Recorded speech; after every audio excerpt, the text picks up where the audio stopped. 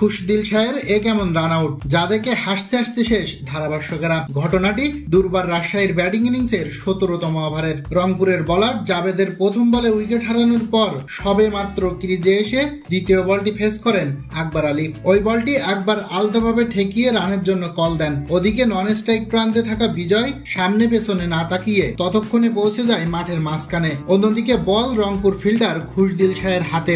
বিজয় বারবার বলা সত্ত্বেও নিজের ক্রিজ ছেড়ে বের হয়নি আকবর আলী, ফলে রান আউট হতে হয় বিজয়কে। তবে রান আউট যে ভঙ্গিতে করেছেন খুশদিল, তা দেখে যে কেউ হাসি থামিয়ে রাখতে পারবে না। ফলে 31 বলে 34 রান করে রান আউটের শিকার হয়ে ফিরে যান বিজয়। উল্লেখ্য যে এদিন শক্তিশালী রংপুরের বিপক্ষে আগে ব্যাট করতে নেমে শুরু থেকেই মেরে খেলতে থাকে রাজশাহীর ব্যাটাররা, যেখানে মাত্র 19 বল থেকে 39 রানের দুর্দান্ত ইনিংস খেলেন সাব্বির হোসাইন। সাব্বির আউট হলে ব্যাটে আসে ইয়াসির রাব্বিও প্রথম বল থেকেই বিগ হিট খেলতে থাকেন। মাত্র 32 বল থেকে 60 রানের দুর্দান্ত ইনিংস খেলে রাব্বি আউট হওয়ার পর মাঝের দিকে আর কেউ বড় ইনিংস খেলতে না পারায় নির্ধারিত ওভার শেষে রাজশাহীর সংগ্রহ দাঁড়ায় 170 রান। এই রানে রাজশাহী কি আজ পারবে রংপুরকে রুখে দিতে? টানা জিততে থাকা রংপুরকে থামাতে পারবে কি দুর্বার রাজশাহী? প্রিয় দর্শক, এ ব্যাপারে আপনার মন্তব্য জানিয়ে দিন কমেন্ট বক্সে।